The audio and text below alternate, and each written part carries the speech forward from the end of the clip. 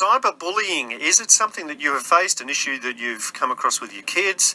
Maybe you've experienced online bullying yourself. Maybe you've been trolled. But why do people do this? And why does it seem to be, actually, from what I understand, it's spilling from the online kind of behaviour to other forms of behaviour in the world, the real world. So is that something you have noticed? What do people gain socially if they think that this is an okay thing to do? Let's explore a few things with Dr. Steve Threadgold, Senior Lecturer in Sociology at the University of Newcastle, Convener of the Newcastle Youth Studies Group. Steve, good to see you again. Hey, Paul.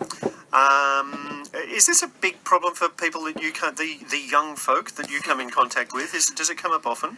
Yeah, it is. It's definitely an important and real problem in some young people's lives, and it's serious to the point where people may self-harm and even suicide, and you hear about that every now and then. But in terms of bullying itself, it's very misunderstood, I think, in the kind of general populace about what's involved in it and how it works.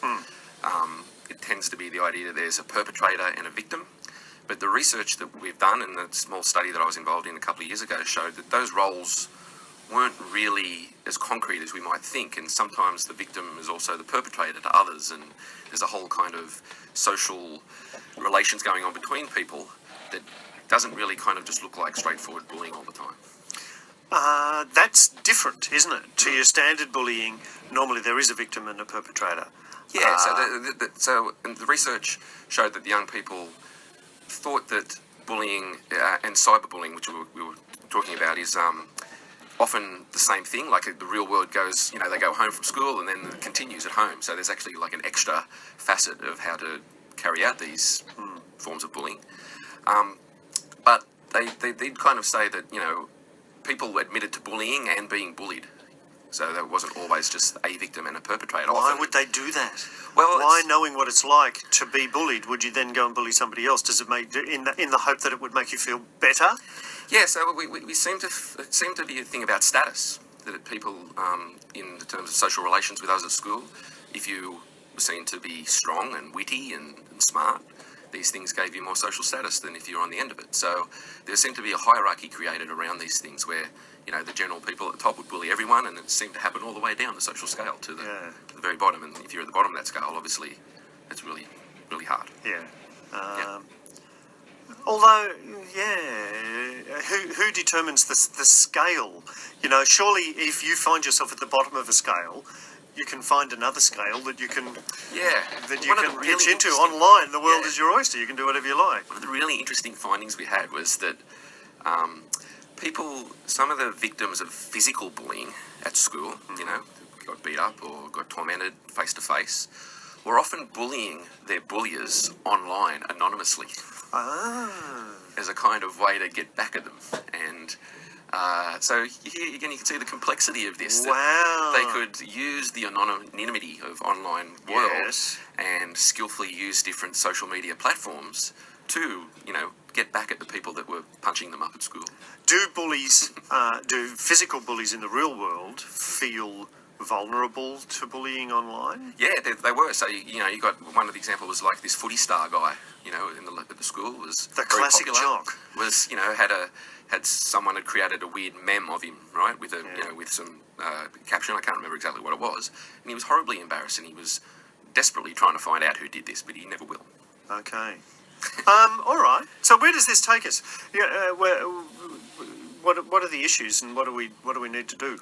Well, one of the things we found in terms of how could schools deal with this is their bullying and cyberbullying policies didn't really match what was happening in real life. So they seem to define bullying as something that was repetitive, where the same person was attacking another person over and over again. The kids didn't define bullying like that, and in fact, they often saw one-off incidents as being much worse than being tormented by the one person, particularly if it was something that was quite hurtful, or particularly if it was done by someone that they wouldn't expect to insult them or to bully them.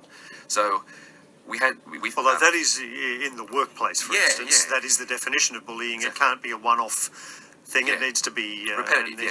So the kids themselves felt that they were being bullied in one-off instances that was worse than constant ribbing or something like that. And so that became, the students were very aware of the policy and how to get around it. So in terms of being repetitive, they would, one person would insult them, and then, they would text message the other person, and then they would post a thing, and then there'd be multiple people doing it, but they'd all only do it once, right? And then you can't get in trouble. So they had all these strategies to get around the policies that the school was trying to use to stop this stuff happening.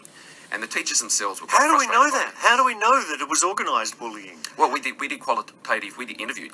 So you interviewed the kids and they said, oh yeah, we text this is what we do. They told us in some detail about how we do this. The bullies were quite happy to tell us the way they do this, yeah. And, so... Why so did they do it? You're in a position to actually to find out why they're doing this. Well, no, they were doing What are it they doing because it for social status reasons. They would openly tell us that if this it will provide us with more status in the school, it makes us feel good, and we'll be on top of the heap. And it doesn't really matter what's happening to this poor person. It's, you remember school, Paul? It was like Lord of the Flies, right? But does it work? But does it actually make them feel good? Well, that's a good point. So we didn't really go into it much more than that. We were more looking at the kind of techniques of it, and we weren't really talking to students too much about the implications of their well-being and things like that. Basically because it's really hard to do research like that without posing the risk of actually doing damage on the kids themselves, right? Because you're bringing stuff up that they don't want to talk about. So it was actually much easier for the researcher that did this project that I was just a part of to talk to them, the bullies, because they were happy to talk about it, right? Yeah. It was kind of a status symbol thing again for them, yeah. I'd be hopeless at that. I couldn't restrain myself, and then the ethics committee would be jumping on me from a great. Well, as I kind of say, we, as sociologists, we tend not to be too concerned with the right or wrong. We're more interested in the how and the who and the why, with the hope, I suppose, of being able to, come up with solutions for problems in the future. So when you're doing the research itself, you do have to kind of switch off that kind of authority figure in your head and try and put yourself in the shoes of the person that you're talking to. Yeah. Okay, so you've concluded all kinds of interesting things. So where to now? What happens? Well, I think it's always going to be difficult in a social media world to have policies to be able to police this stuff. Kids are really savvy, and they can get around this stuff really easily. So, they were even doing things like, hacking into other people's accounts to, insult someone online. Then you could have plausible deniability, right, that it wasn't you. So, I don't know. I think it's... But what we found, I suppose, is that the cyberbullying stuff tends to be an extension of what goes on in the playground. With some interesting examples of that kind of rebellion, and the guy that was getting bullied uses it to get back at them. 10 to 4, Steve Threadgold's my guest. He's a senior lecturer in sociology. Let's expand this to adulthood, because they leave school, they're not going to suddenly stop, one imagines. Although their little network of cronies may disperse, they're not going to stop. There seems to be more and more people who are thinking, all my Christmases have come at once. Now that I have access to the internet, I can bully, insult, troll, whatever, to my heart's content, and they do. Yeah, it's interesting. Like the initial research about the way that people interacted on the internet in the 90s, in particular, was kind of seen as a utopia where people could, through anonymity, be whoever they wanted to be. Okay, and people could act out and talk to each other and escape the confines of various forms of marginalisation. What seems to have played out, though, is that now, you read the comments at your peril, kind of thing, and so. Or just don't read the comments. So, but what we also have there, in a way, is a democratisation of public discourse. So where in the past, newspaper articles and magazines and opinion pieces were written by experts with no real recourse to have a debate, now anyone can have input into this kind of stuff. So from one point of view, we could say that the internet world and the ability to comment on news or opinion pieces or whatever allows people to have a voice that they didn't have before. But what seems to be the case as well is that it seems to draw out the worst in a lot of people. So, for instance, even I wrote a piece for The Conversation once, and some of the comments on it, they obviously hadn't read the piece. They were just kind of commenting on the headline. Here's a person I can troll. Really frustrating, right? And it was quite difficult not to take all that personally. And, so the public discourse has changed remarkably because of the internet. But like all change, there's good and bad. Yeah. Steve, really interesting to talk to you. Thank you very much. Huge issue. Bullying and trolling. Steve Threadgold is a Senior Lecturer in Sociology at the University of Newcastle and convener of the Newcastle Youth Studies Group. Heading overseas to live?